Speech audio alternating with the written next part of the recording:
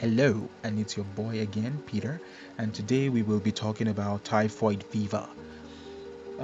What is typhoid fever? Well, typhoid fever is an enteric disease, which means that it affects the gastrointestinal system, caused by the organism Salmonella Typhi. There are different types, but the major types are the Salmonella Typhi, which is the main cause of the typhoid fever, and then Salmonella paratyphi, which causes paratyphoid fever. The symptoms the symptoms seen in these two diseases are almost the same, and the severity of the Salmonella paratyphi, the one that causes paratyphoid fever, is not as high as the one that causes typhoid fever. But anyway, we are not going to go too deeply into the organisms or the causative organisms in typhoid, but we should know that typhoid fever is a really, really dangerous disease. It's a dangerous infection, and it occurs also in underdeveloped regions of the world. It occurs in areas that have poor sanitary conditions and areas that have improper handling of food and water. So, Salmonella typhi is transmitted through the fecal oral route. That means usually people who ingest contaminated food contaminated by feces or sewage or whatever, or who drink water contaminated by fecal matter are at very high risk of contracting typhoid fever. Um, so it's really, really easy to prevent typhoid fever, and all you just have to do is make sure you have very, very high hygienic standards. Make sure proper sanitary measures are taken to prevent infection. So, how does typhoid actually infect humans? Well, like I said, it's fecal oral.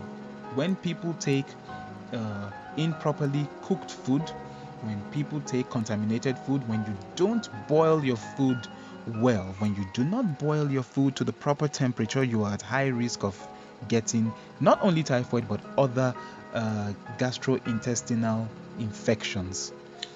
But now our focus is on typhoid. So the main pathogenic mechanism through which typhoid infects the human being is by ingestion. So when we eat food contaminated with high amounts of salmonella, we are at very high risk of getting this salmonella in our intestines, and when they get into our intestines, they are able to invade the bloodstream through a mechanism that allows them to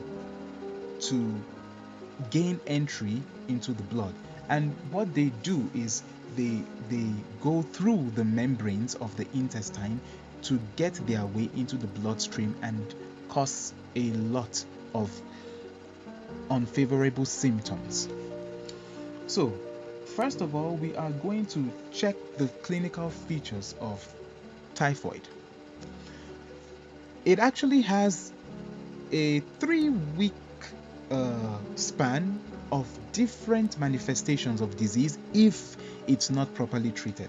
And in the first week, the symptoms would include headache, malaise, cough, sore throat, and the temperature might increase from 40 to 41 degrees over a 4 to 5 days span, and it comes with very, very vague abdominal pain, constipation, and diarrhea. The diarrhea is due to the invasion of the intestine by the typhoid organism or by Salmonella typhi during the second week between the 7th and 10th day of the illness. We would have mild hepatosplenomegaly, which means enlargement of the liver and spleen. It might not occur in everyone, but some people would have these manifestations, and it occurs I would say it occurs moderately amongst people. It's something that you can actually see. And then there would be relative bradycardia, that is a reduction in the heart rate. And then we may have rose spots. Rose spots are tiny red spots which might be seen on light-skinned people, light-skinned patients, but this doesn't always happen to everyone infected with typhoid. In the 3rd week, the patient will appear in the typhoid state, which is a state of prolonged apathy, toxemia, delirium, confusion generally, disorientation, and or coma. The patient may actually go into a comatose state because of the widespread infection in the blood affecting the brain. So this is the reason why it's really important to recognize the symptoms of typhoid and give prompt treatment. The rare complications that may occur in typhoid fever includes inflammation of the liver known as hepatitis, pneumonia, thrombophlebitis. This is inflammation of the veins with clot formation, and this can block blood flow, blood drainage from organs, and lead to serious complications.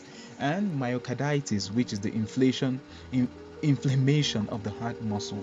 And we have cholecystitis, which is inflammation of the gallbladder, nephritis, which is inflammation of the kidney, and osteomyelitis, which is inflammation of the bone, and psychosis, which is a central nervous system affection characterized by a completely disoriented behavior seen in the patient. I ain't gonna go deep into that.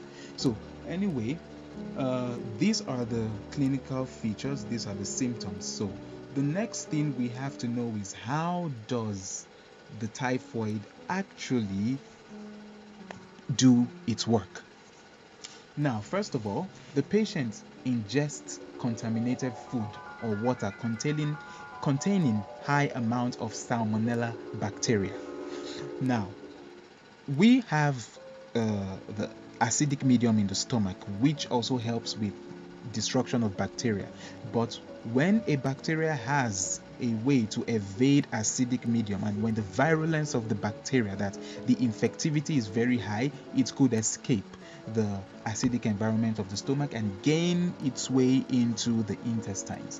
So it invades the small intestines and enters the bloodstream through this mechanism, and then it is carried by the white blood cells to the liver, to the spleen, and to the bone marrow. It infects bone marrow, it infects liver, and it infects the spleen, which is the reason why patients would present with inflammation of bone, enlarged liver, and enlarged spleen. And then it multiplies in these organs, and then it comes back into the blood. When it comes back into the blood, the bacteria then goes to the gallbladder. It invades the gallbladder, the biliary system, and the lymphatic tissue of the bowel, and then it multiplies in very high numbers. The lymphatic tissue is important for helping with the inflammatory response, so it multiplies in there, and you have very high white blood cell count. It also multiplies in the gallbladder because typhoid loves bile. The Salmonella loves bile, and that is why when it invades the gallbladder, we would have what we call the cholecystitis, which is inflammation of the gallbladder. And then it then gets passed into the intestinal tract again and can be identified for diagnosis in cultures from stool tested in the laboratory. So when all these mechanisms come about, it goes back into the intestine from where it started, and then it passed through the feces, and this is how many laboratories can detect typhoid in the feces, and this is known as coprological studies. So the presence of the typhoid actually gives rise to an inflammatory response and a very high white blood cell count, which actually brings about the fever, the vomiting because of the irritation of the GIT, of the gastrointestinal tract, and would bring about the other symptoms which we mentioned, and the complications which may also lead to the death of the patient if proper treatment is not administered promptly.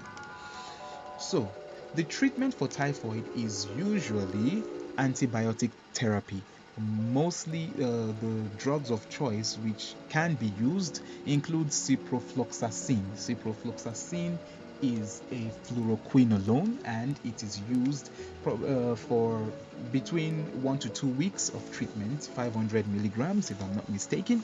I'm not going to go deep into the pharmacology. So it's used for the treatment, and we also have drugs like chloramphenicol, but chloramphenicol is toxic, so I don't know if it's still used, but it's not the first drug of choice. Other antibiotics can be used, but it's better to get a stool sample to check for the Salmonella Typhi organisms, and then probably do an antibiotic drug sensitivity test. Another test which is used in most especially in the tropical regions includes the Whitehouse test. The Whitehouse test is not really one of the best tests, but is still used, and this is used to identify the antigens on the typhoid organism. So it's used to detect the antigens in serial dilutions, the amount of antigens present in the serum of the patient. So you could look up Whitehouse test online. So this and blood tests are also used to detect typhoid. Bone marrow aspiration, when we take some part of the bone marrow from the patient, it can also be used, but it's a very invasive procedure and probably very painful. Ways to prevent typhoid. Prophylaxis against typhoid includes the typhoid vaccine. There is actually a vaccine for typhoid, and I'm not going to actually explain this just to save time. And also proper handling of food, proper handling and treatment of water treatment, handling of food, proper heating of food, proper sanitation helps prevent the spread of typhoid. And with that, I say a big thank you to the people who were able to listen to my crap. So thank you, and see you next time.